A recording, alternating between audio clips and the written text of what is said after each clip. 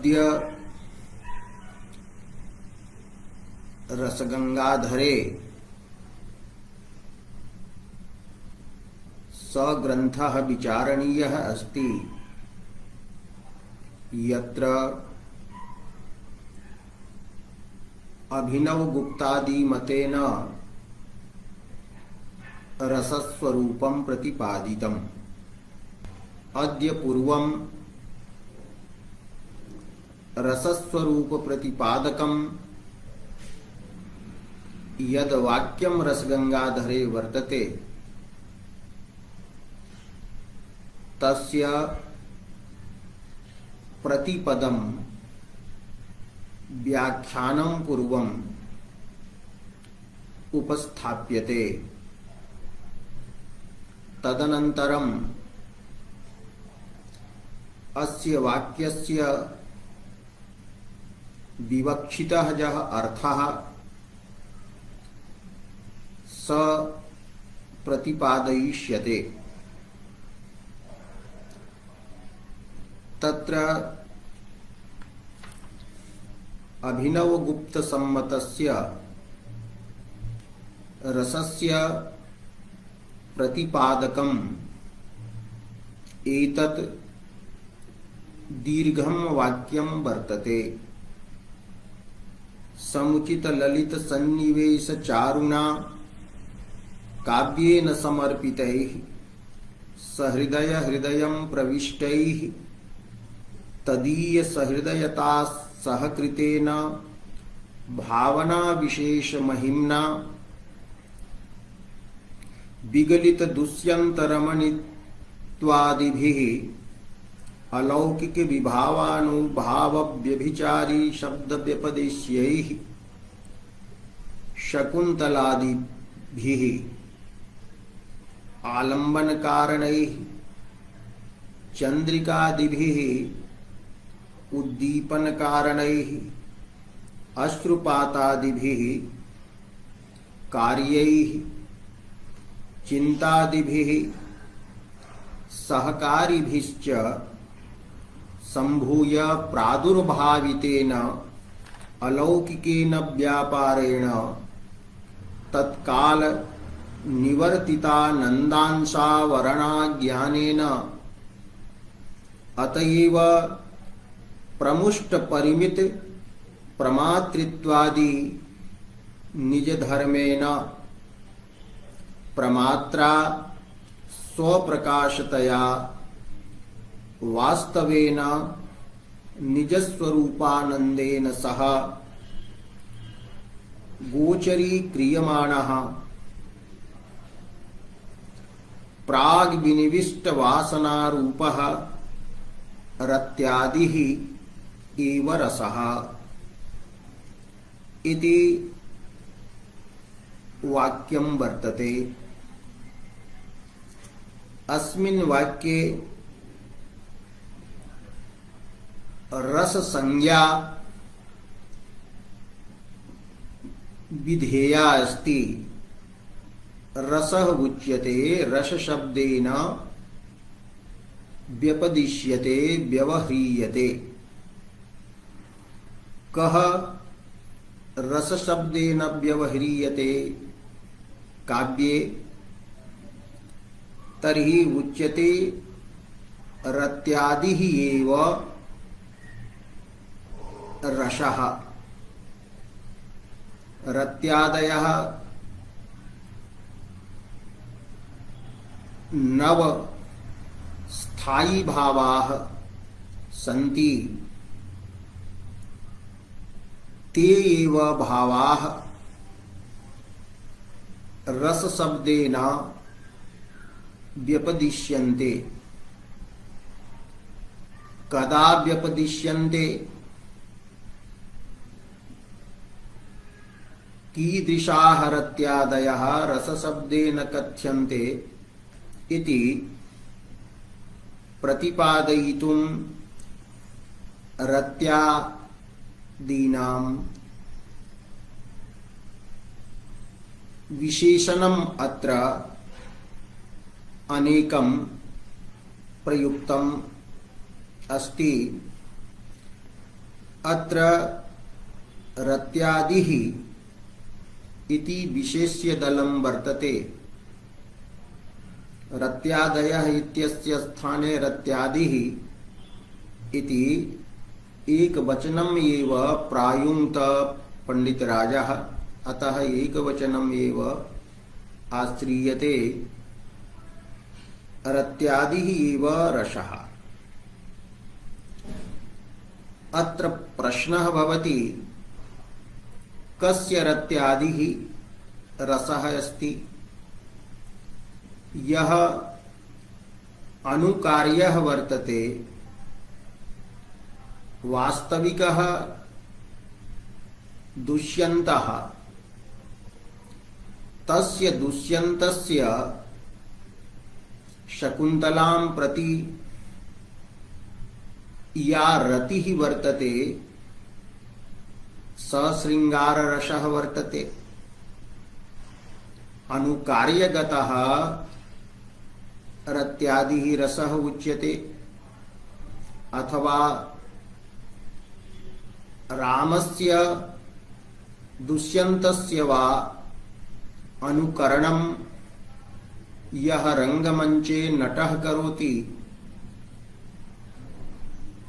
स दुष्यंत वेशधारी यः नटः तस्मिन् प्रतीयमानः यः वर्तते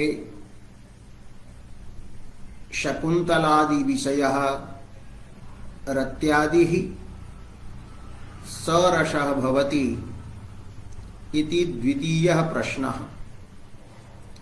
तृतीयः अथवा सहृदयाः ये काव्यं पठन्ति नाटकं च पश्यन्ति, अतः नाटकदर्शनेन काव्यपठनेन च सहृदयानाम् अभिव्यक्तः यः वर्तते रत्यादिः सरसः वर्तते। एवं अत्र त्रयः पक्षा भवन्ति। तत्र अभिनवगुप्तः अन्तिमम् एव पक्षं स्वीकरोति। सहृदयानामेव रत्यादिः रसः अस्ति। अतः कस्य रत्यादिः रसः इति प्रश्ने सति अभिनवगुप्तेन प्रतिपादितं यत् सहृदयस्यैव रत्यादिः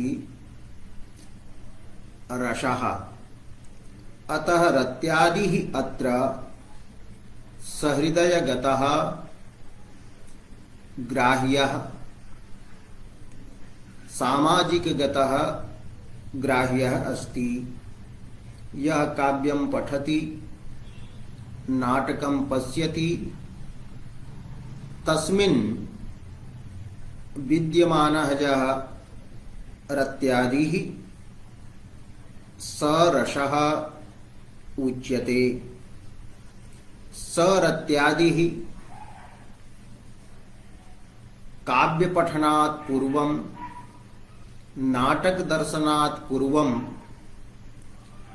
सहृदयस्य अन्तःकरणे केन रूपेण तिष्ठति इति प्रश्नः यदा भवति तदा उत्तरं दीयते वासनारूपेण सूक्ष्मरूपेण संस्काररूपेण रत्यादिः सहृदयस्य अन्तःकरणे स्थितः भवति। अभिव्यक्तेः पूर्वं सहृदये संस्काररूपेण सूक्ष्मस्वरूपेण विद्यमानः रत्यादिः यः अस्ति स एव रसशब्देन व्यपदिश्यते। अतः रत्यादिः इत्यस्य विशेषणम् उच्यते प्राग् विनिविष्ट वासना रूपः। प्राक् पूर्वं, काव्यपठनात् पूर्वं, नाटकदर्शनात् पूर्वं विनिविष्टः, विशेषरूपेण निविष्टः, स्थितः, विशेषरूपेण विनिविष्टा प्रविष्टा या वर्तते वासना, संस्कारः तद्रूपः भवति।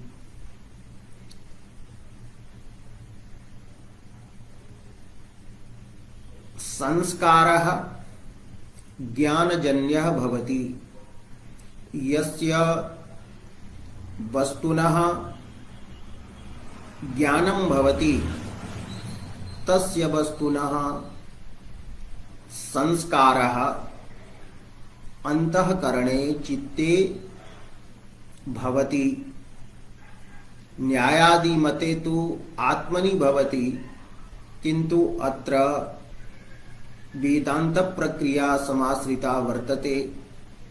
अतः संस्कारः अंतःकरणस्य धर्मः वस्तुतः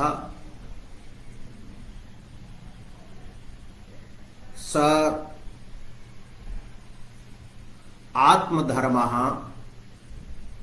वस्तुतः नास्ति। ज्ञानजन्यः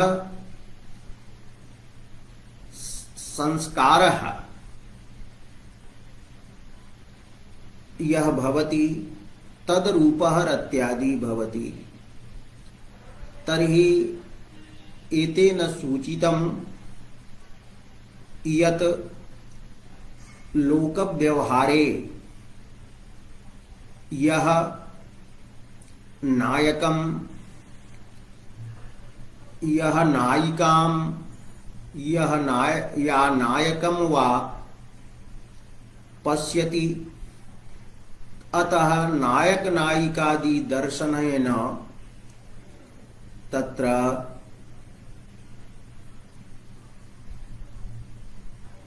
रतिः लोके उद्बुद्धा भवति। रत्यादयः भावाः उद्बुद्धा भवन्ति। लोके व्याघ्रादि दर्शनेन भयादयः उद्बुद्धा भवन्ति, भयादयः जायन्ते। एवं अनेक जन्मानुभव जन्यः संस्कारः सहृदयस्य अंतःकरणे काव्यपठनात् नाटकदर्शनाच्च पूर्वमेव तिष्ठति। स सूक्ष्मरूपेण स्थितः भवति। स वासनारूपः यः रत्यादिः, स वासनारूपत्वेन रस इति न वक्तुं शक्यते। कदा स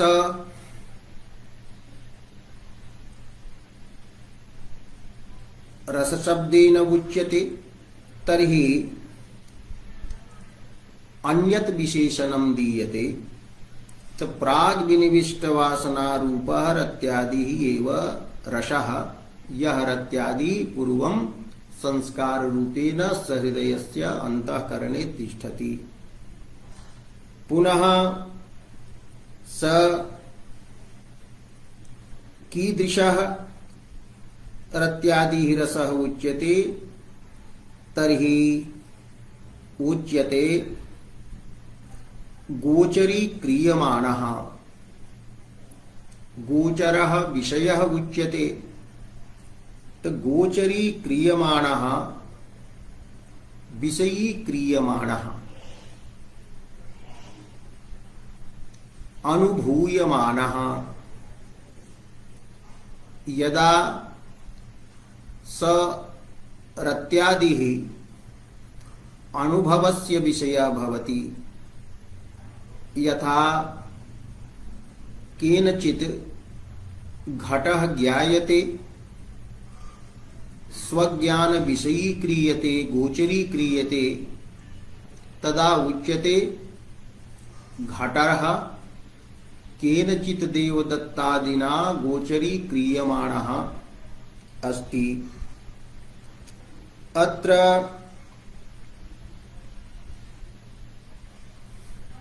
गोचरी क्रियमाणः विषयी क्रियमाणः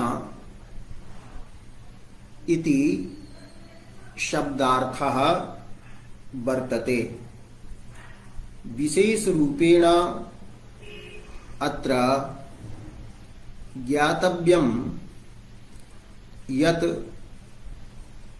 विभावादीनां भावनया रत्यादि रूपा चित्तवृत्तिः सहृदय चेतसी उदेति। अतः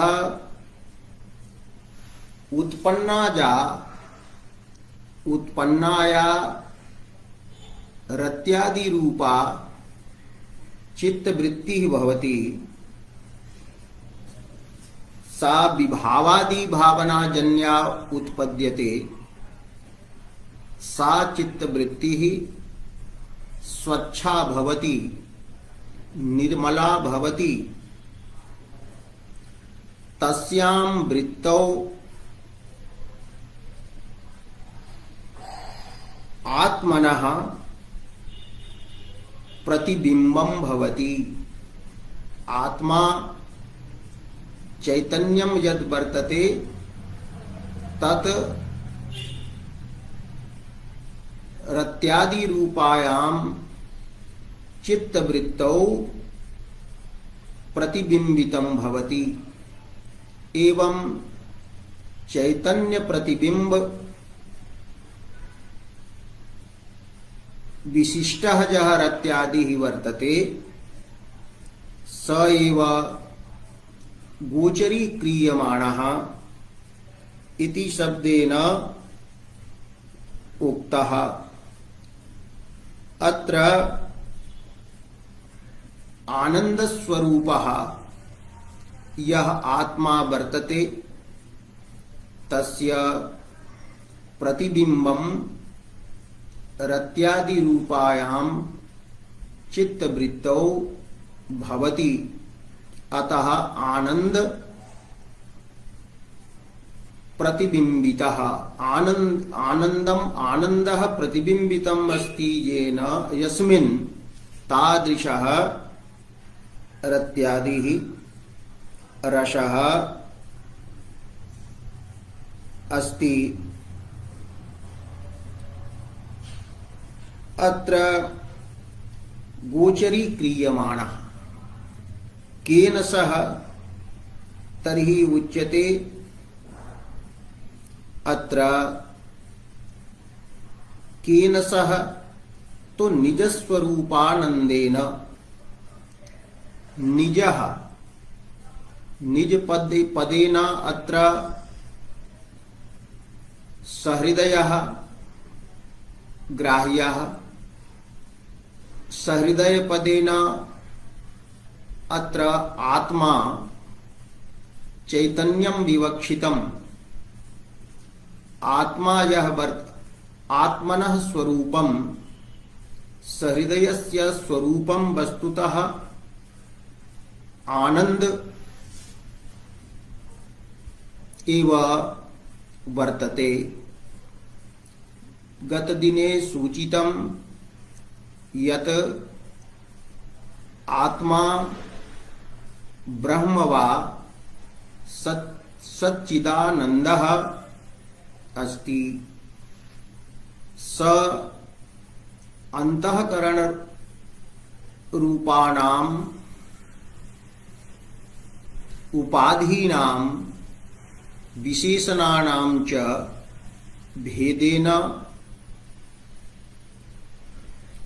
नाना मन्यते तत्र अंतःकरणं यस्य विशेषणं भवति तेन विशेषणेन अंतःकरणेन अवच्छिन्नं चैतन्यम् अवच्छिन्नः आत्मा प्रमाता जीवः वा उच्यते। स प्रमाता अंतःकरणस्य प्रभावेन जडस्य अंतःकरणस्य प्रभावेन स्वयमेव जड़ इव भवति। अतः स पूर्वापरयोः स्मरणम् अनुसंधानं कर्तुं न प्रभवति, किंतु पूर्वापरस्य अनुसंधानम् अनुभव सिद्धं वर्तते। तर्हि केन पूर्वापरयोः अनुसंधानं क्रियते? यत् अहं पूर्वं बालः आसम्, इदानीम् अहं युवा वृद्धः अस्मि, तर्हि तत्र जीवातिरिक्तं साक्षी चैतन्यं स्वीक्रियते। यत् चैतन्यं पूर्वकृतस्य पश्चात्कृतस्य च सर्वस्य अनुसंधानं करोति, तत् साक्षी चैतन्यम् अपि नाना भवति। यतो हि साक्षी चैतन्यस्य उपाधिः अंतःकरणम् उच्यते। अंतःकरणं साक्षी चैतन्यस्य उपाधिः अस्ति। उपाधिः यः भवति स उपधेये चैतन्ये न स्वप्रभावं जनयति। अतः साक्षी चैतन्यं पूर्वापरयोः अनुसंधानं करोति। तो अंतःकरण भेदेन साक्षी चैतन्यम् अपि नाना वर्तते। यावन्तः सहृदयाः जीवाः सन्ति तत्र साक्षी चैतन्यम् अपि तत्र भवति। यस्य सूचनं द्वास्पर्णा सयुजा सखाया समानं वृक्षं परिसस्वजाते तयोरेकः पिप्पलं स्वादु अत्ति अनस्नन्नन्यो अभिचाकशीति इति श्रुत्या अस्ति। एतत् सूचितं वर्तते।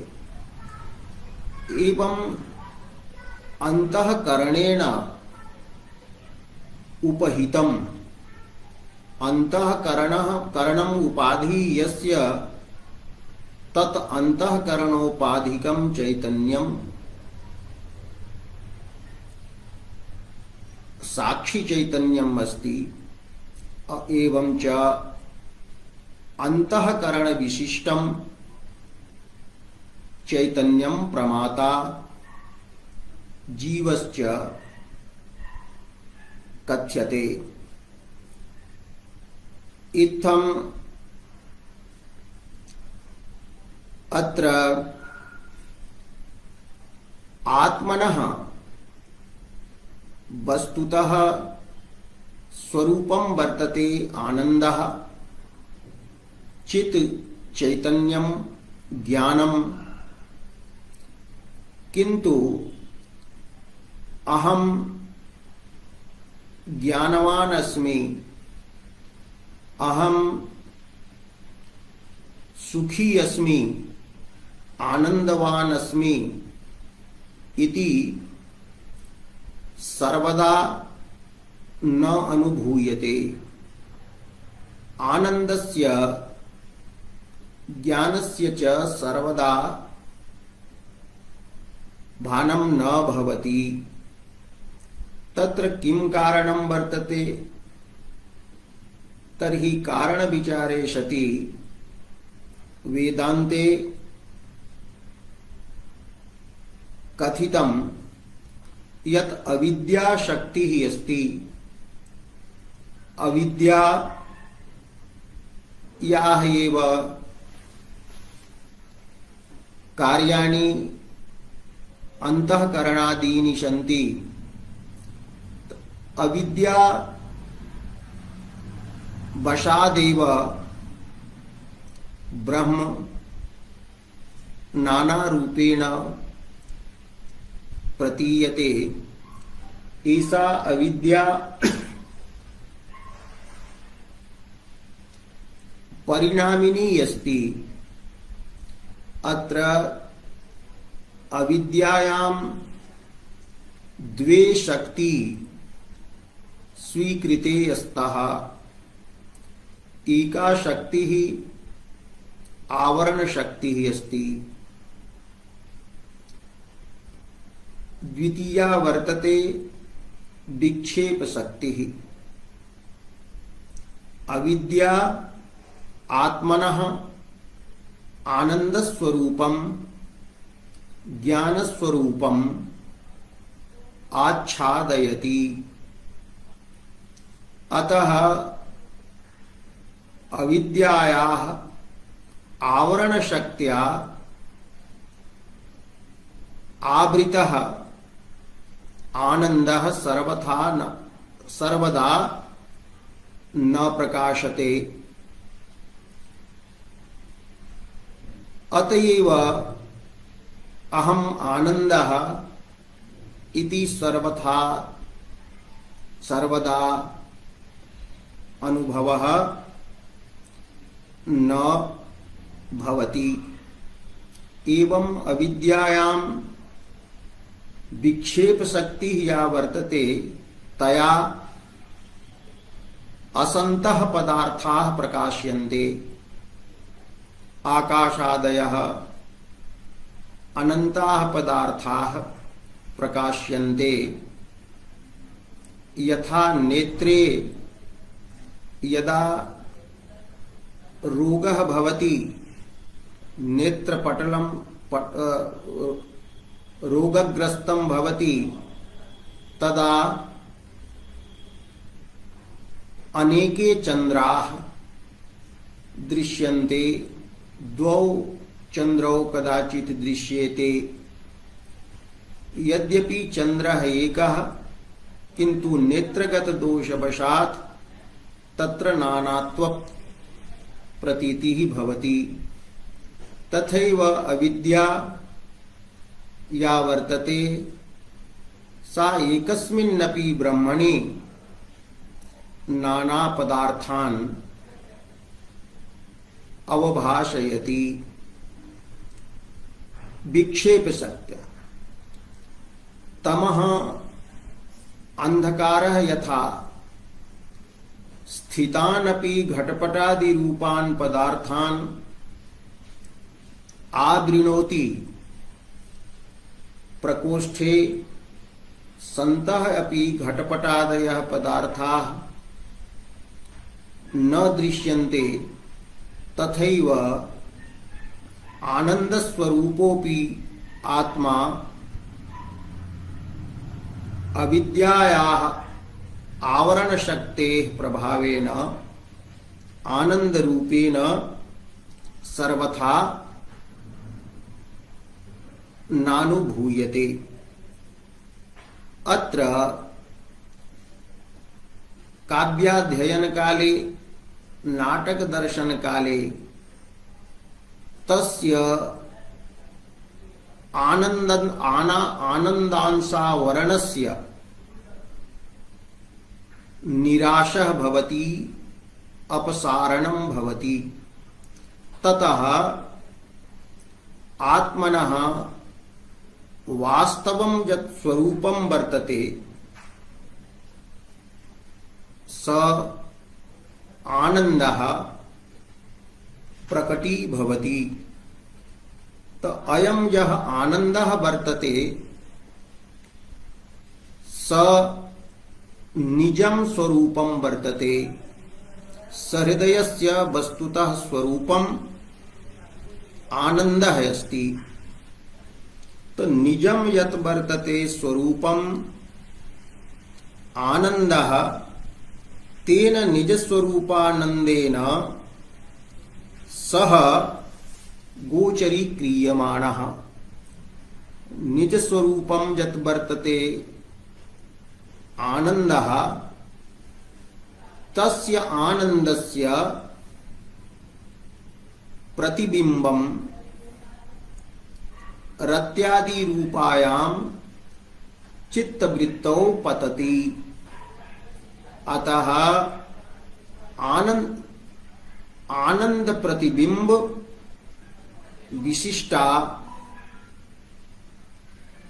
या वर्तते रत्यादि रूपा चित्तवृत्ति सा रस शब्देन उच्यते। तदेव अत्र प्रतिपाद्यते निजस्वरूपानंदेन सह गोचरी क्रियमाणः। स्वकीयं यत् स्वरूपं वर्तते सहृदयः यः अस्ति स एव आनंदः वर्तते आत्मरूपत्वेन। अतः निजस्वरूपानंदेन सह गोचरी क्रियमाणः निजस्वरूपानंद प्रतिबिंबेन विशिष्टः गोचरी क्रियमाणः। अर्थात निजस्वरूपानंदेन सह आनंदस्य प्रतिबिंबेन सह विशिष्टः यः रत्यादिः स वर्तते रसः। निजस्वरूपानंदः अयं यः अस्ति स कीदृशः अस्ति तर्हि उच्यते वास्तवेन निजस्वरूपभूतः आत्मस्वरूपभूतः यः वर्तते आनंदः स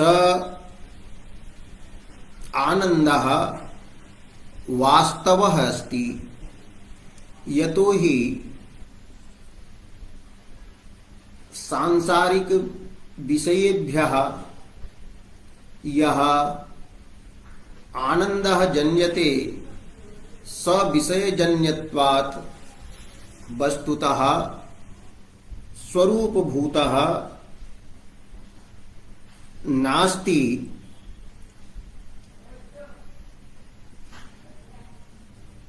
वस्तुतः आनंदः त्रिधा भवति इति वक्तुं शक्यते। तत्र पुत्रधनादयः ये सन्ति तो पुत्राः धनादयश्च आनंदजनकाः तदैव भवन्ति लोकव्यवहारदृशा यदा तत्र आत्मसंबंधः भवति।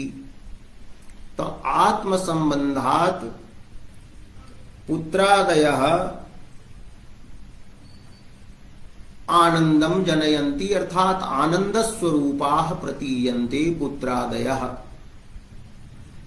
यदि आत्मप्रतिकूलाः पुत्रादयः भवन्ति तदा आत्मसंबंधाभावेन ते दुःखरूपाः एव भवन्ति। तो धनपुत्रादयः ये सन्ति ते प्रथमानन्दकोटौ गणयितुं शक्यन्ते। एवं द्वितीयः आनन्दः भवति प्रियवस्तु यदा लभ्यते तदा सुखाकारा अंतःकरणवृत्तिः भवति। तो सुखाकारा अंतःकरणवृत्तिः भवति तदा अहम सुखी इति ज्ञानं भवति।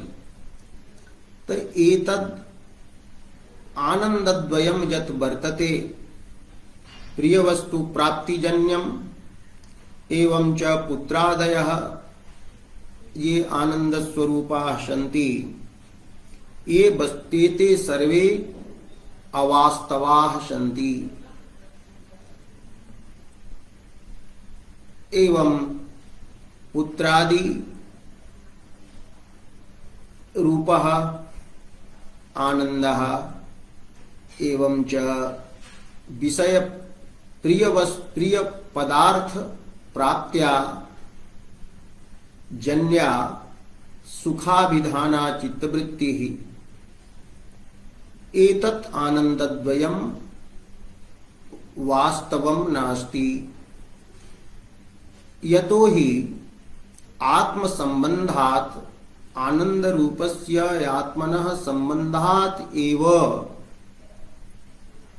अत्र आनंद रूपता चित्तवृत्तौ अपि धन पुत्रादौ अपि प्रतीयते।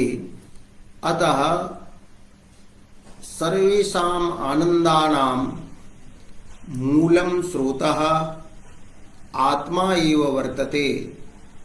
अतः आत्मस्वरूपं प्राप्तः सर्वं परित्यजति। आनंदस्य स्रोतः यः वर्तते, यतः आनंदः प्रस्फुटति, तमेव लब्ध्वा स वस्तुतः आनंदी आनंदवान मुक्तः भवति।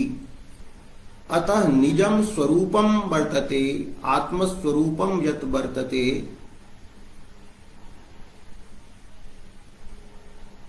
स वास्तवः आनंदः अस्ति। अतः उक्तं वास्तवे न निज स्वरूपे निज स्वरूपा नंदेन।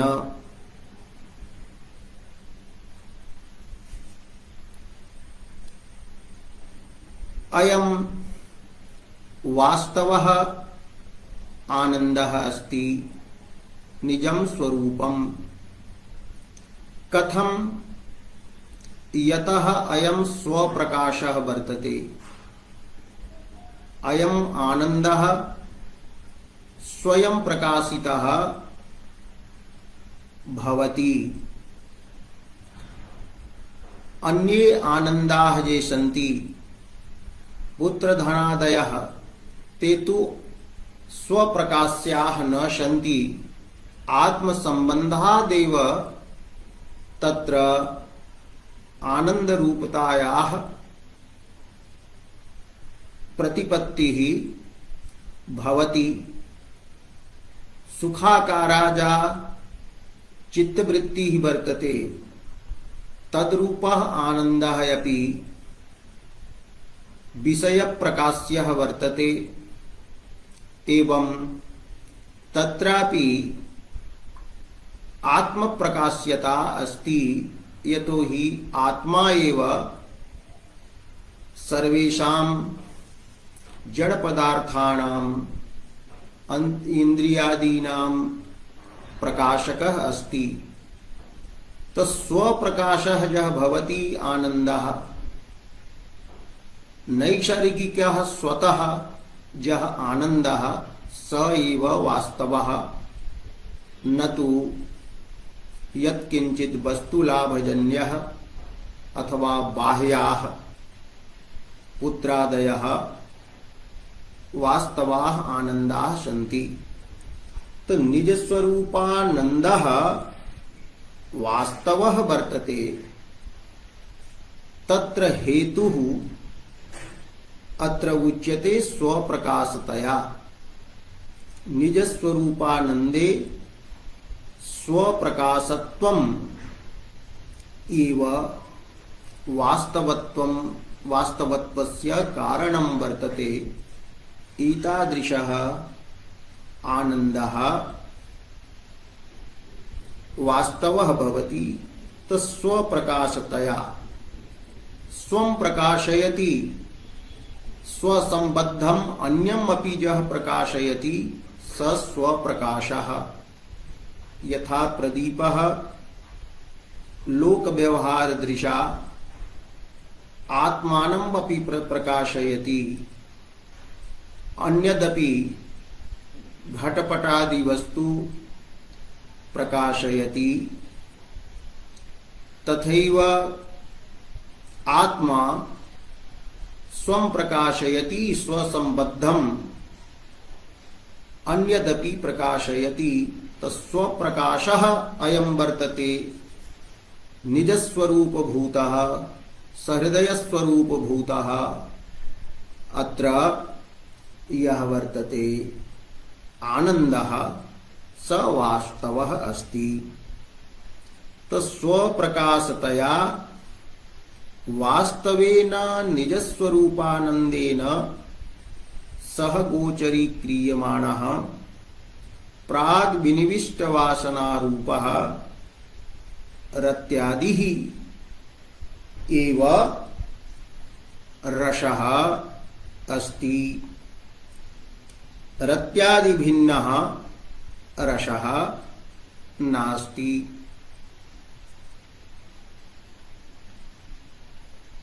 पुनः स्वरूपानंदेन सह गोचरीक्रियमाणः इति उक्तम्। गोचरीकरण क्रियायाः कर्ता कः वर्तते? कः निजस्वरूपेण आनंदेन सह प्राग् विनिविष्ट वासनारूपं रत्यादिं गोचरीकरोति तर्हि कर्तृपदं दीयते। प्रमात्रा प्रमाता यह वर्तते, अनुभवकर्ता यह सहृदयः वर्तते। तेन प्रमात्रा स्वप्रकाशतया वास्तवेन निजस्वरूपानंदेन सह गोचरीक्रियमाणः प्राग् विनिविष्ट वासनारूपो रत्यादिः। अत्र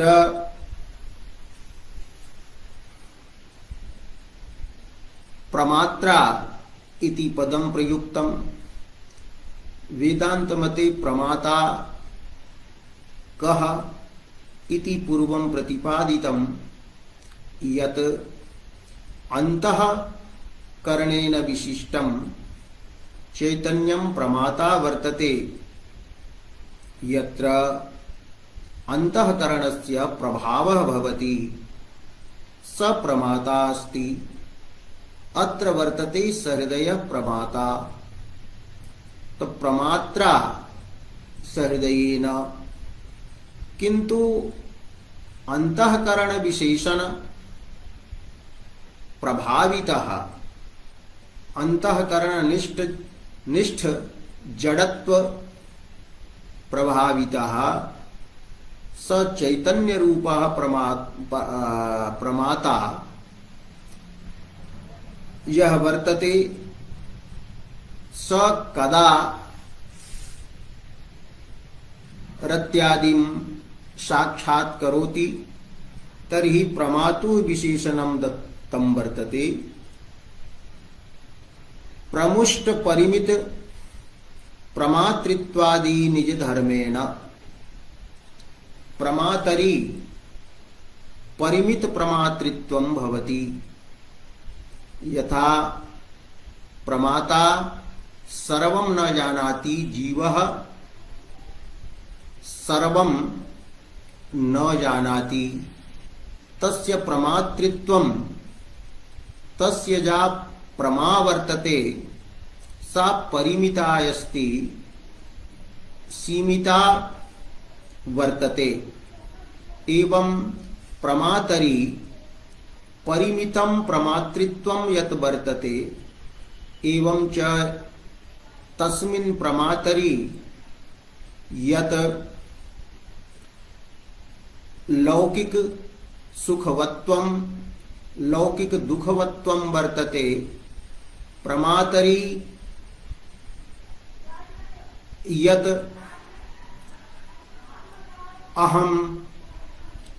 अहम अस्य पुत्रः अस्य पिता अस्य पतिः इति रूपेण संबंधाः जे प्रमातरी सन्ति पुत्रादि संबंधाः तो एते सर्वे रसास्वाद काले प्रमुष्टाः भवन्ति तत्र विगलिताः भवन्ति यतो हि तदानीं प्रमातरी अंतःकरणस्य प्रभावः न भवति अंतःकरणं तदानीं प्रमातरी प्रभावं न जनयति अतः स एव प्रमाता साक्षी रूपेण उदितः भवति यतो हि अंतःकरणेन प्रभावितं चैतन्यं प्रमाता जीवः उच्यते अंतःकरणेन अप्रभावितं चैतन्यं साक्षी उच्यते तो अत्र रसास्वाद समये तद्गतं यत् तद्गतः जः अंतःकरणस्य प्रभावः स निरस्तः भवति अंतःकरणम् उपाधितया कार्यं करोति अतः स एव जीवः तदानीं साक्षी रूपेण प्रकाशितः भवति अतः अग्रे वक्ष्यति साक्षी भास्यः रसः साक्षी चैतन्येन आभास्यः प्रकाश्यः यः वर्तते रत्यादि स रसः इति अग्रे प्रतिपादयिष्यते अत्र प्रमातृत्व शब्दस्य व्याख्यानं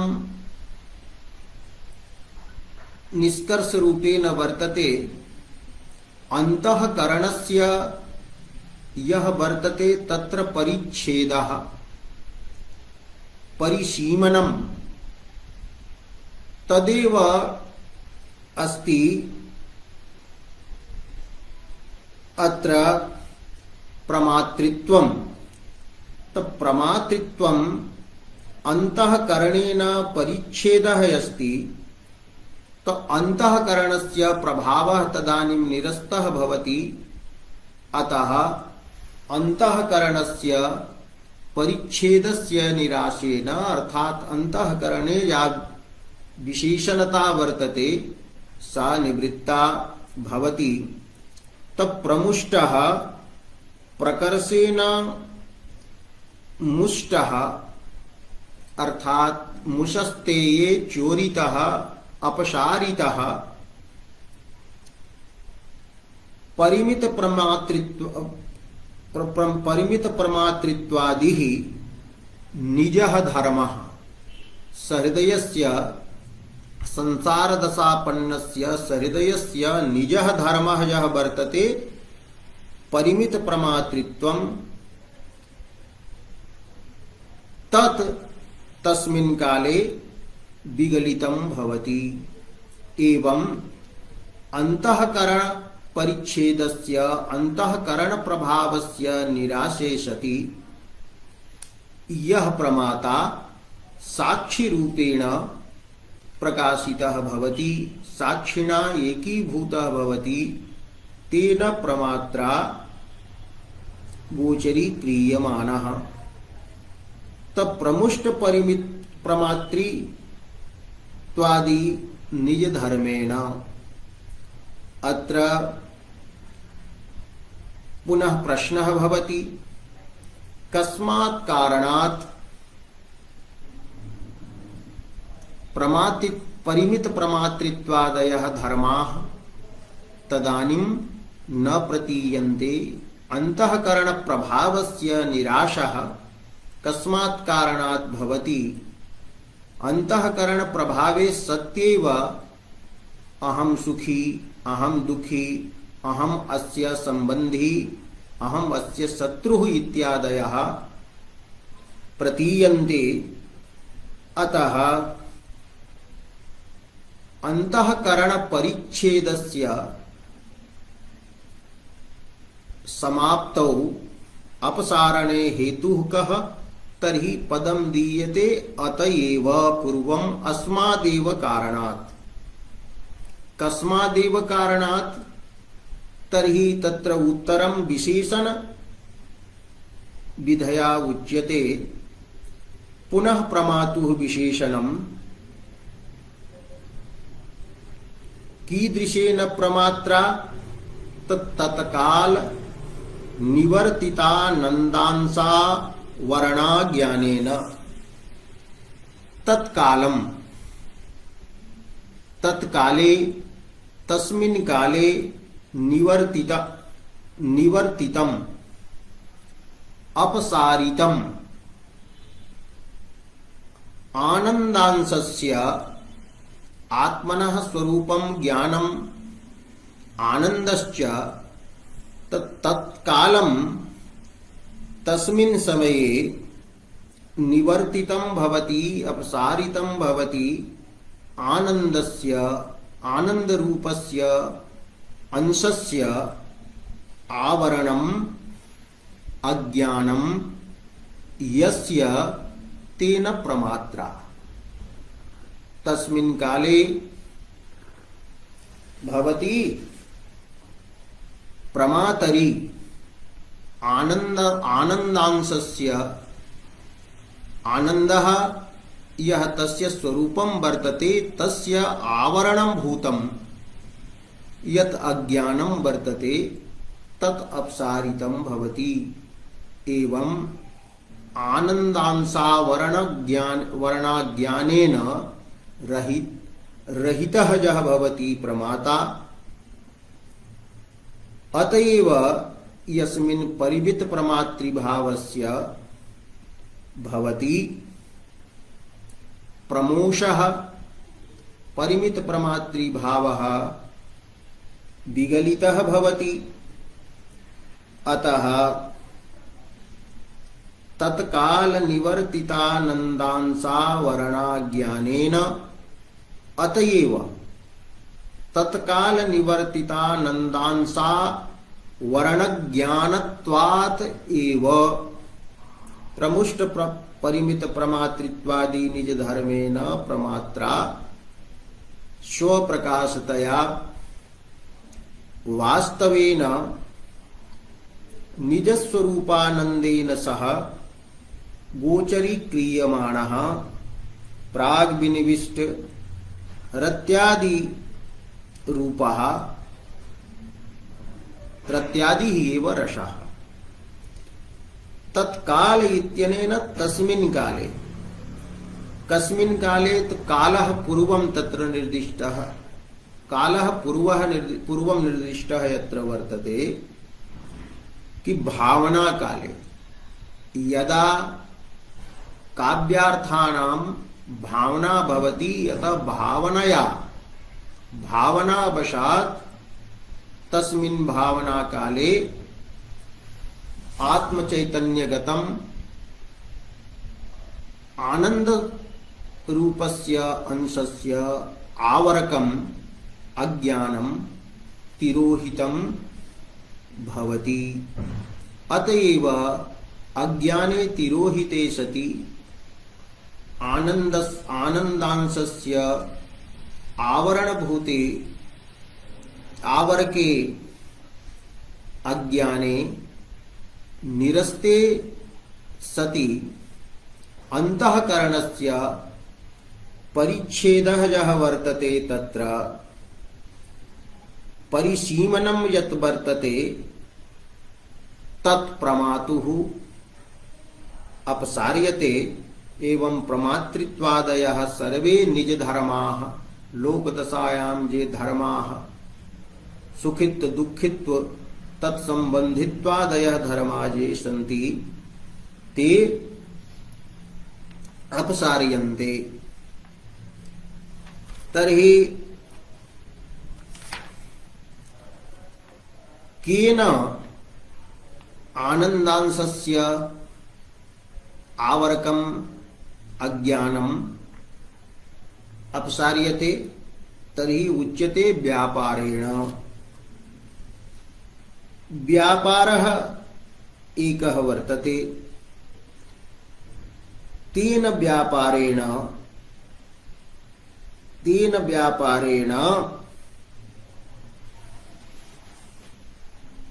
आनन्दांशः अपसार्यते। अयं व्यापारः कीदृशः अस्ति? तर्हि उच्यते अलौकिकेन। अयं व्यापारः लोकोत्तरः वर्तते। लोके प्रसिद्धः लौकिकः, लोके न प्रसिद्धः अलौकिकः एकः व्यापारः भवति। स व्यापारः कः? ते केचन वदन्ति व्यञ्जना व्यापारः अस्ति, अन्ये वदन्ति वस्तुतः भावना एव। यथा रसचन्द्रिकायाम् उक्तं, भावना एव अलौकिकः व्यापारः। अयं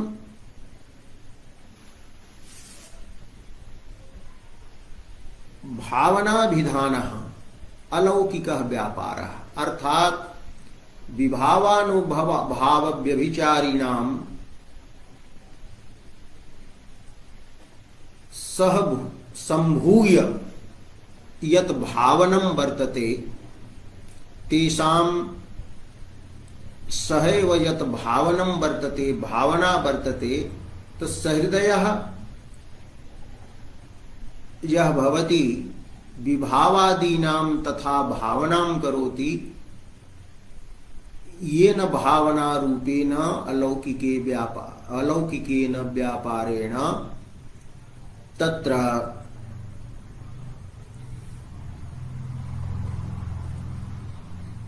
सहृदयगतम् आनन्दांशस्य आवरकम् अज्ञानं यत् वर्तते तत् अपसार्यते। अत्र प्रश्नः भवति, भावनायाम् अत्र किं नाम अलौकिकत्वम् अस्ति? येन एतादृशी भावना आनन्दांशस्य आवरणं निराकरोति, तत्र भेदः अस्ति, कारणभेदः। एतादृश्याः भावनायाः कारणं भवति काव्यम्। अतः काव्यं वर्तते लोकोत्तरम्, अलौकिकम् अर्थात लोकात् उत्कृष्टं लोकोत्तरं भवति। तो लोकोत्तर काव्यजन्यत्वेन एषा भावना या वर्तते, भावना रूपः यः अयं व्यापारः वर्तते, स लोकोत्तरः वर्तते। पुनः कार्यदृष्ट्यापि लोकोत्तरत्वम् अस्मिन् व्यापारे भवति। अयं काव्यजन्यः यः व्यापारः स आनन्दरूपः यः अंशः वर्तते आत्मनः, तस्य आवरकं ज्ञानम् अपसारयति। एवं आवरण नाशकत्वम् अस्य व्यापारस्य वर्तते कार्यम्।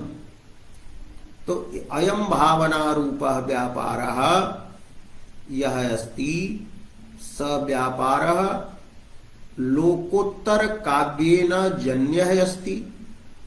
एवं च आनन्दांशस्य आवरकस्य अज्ञानस्य अपसारकः अस्ति, अज्ञाननाशकः अस्ति। एवं आनंदांसा ज्ञान नाशकत्वेन लोकोत्तर काव्यजन्यत्वेन च अलौकिकत्वम् अत्र अस्ति। अतएव अलौकिकम् इति उक्तम्। अन्ये जे लौकिकाः पदार्थाः सन्ति ते पदार्थाः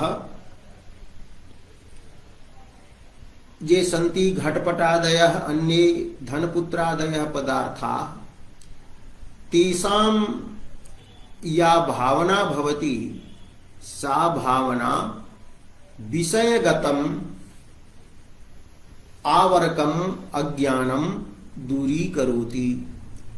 यदा घटस्य भावना तदा घटगतम् आवरणम् आवरकम् यत् ज्ञानम् अज्ञानं वर्तते तस्य अपसारणं करोति। किन्तु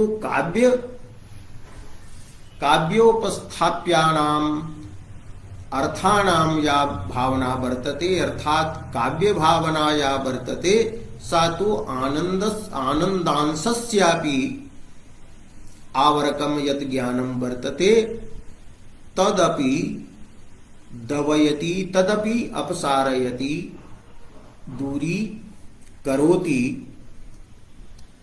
एवं कारणत्वेन कार्यत्वेन च अयम् अलौकिकः यः व्यापारः